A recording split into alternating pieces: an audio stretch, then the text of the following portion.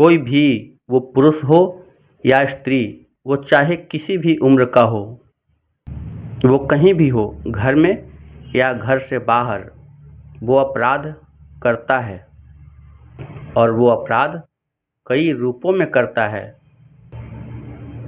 चाहे वो मामला लड़कियों के साथ छेड़खानी का हो, लड़कियों के साथ बलात्कार का हो या माँ बाप के साथ दुर्व्यवहार का हो। मामला किसी भी तरह का क्यों न हो, वो कई बार कई तरीकों से कहीं भी अपराध करता है।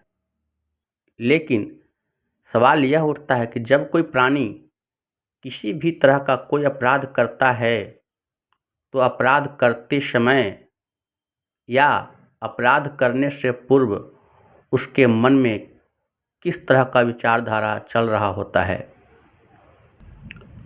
सर्वप्रथम व्यक्ति के मन में एक विचार आता है और हो सकता है वो विचार वासना जनित हो सकता है वो विचार लोभ जनित हो सकता है वो विचार अहंकार जनित हो सकता है वो विचार मोह जनित हो सकता है वो विचार क्रोध से जन्मा हुआ हो। कभी कभी प्राणी अपने मन में उठ रहे विचारों को तो नियंत्रित कर लेता है, बट कभी कभी प्राणी अपने मन में उठ रहे बुरे विचारों को नियंत्रित ही नहीं कर पाता है। और जब प्राणी मन में उठ रहे बुरे विचारों को नियंत्रण नहीं कर पाता है, तो वही प्राणी उन्हीं बुरे विचारों के अधीन हो जाता है। प्राणी अपने मन का नियंत्रण खो देता है और उसका मन अनियंत्रित हो जाता है, और वही अनियंत्रित मन प्राणी से तरह तरह के पाप करवाता है, प्राणी से तरह तरह के अपराध करवाता है। सर्वप्रथम वो बुरा विचार प्राणी के बुद्धि को पूरी तरह नष्ट कर देता है, और जब प्राणी का बुद्धि नष्ट होता है, तब वह प्राणी सही और गलत में अंतर ही नहीं कर पाता है। प्राणी अपनी मर्यादाओं को भूल जाता है, प्राणी अपने उत्तरदायित्वों को भूल जाता है और अपने सीमाओं का बार बार उल्लंघन करता है।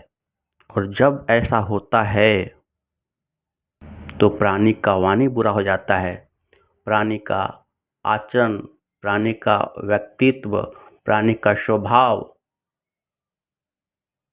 प्राणी का चयन, प्राणी का कर्म, सब कुछ बुरा होने लगता है।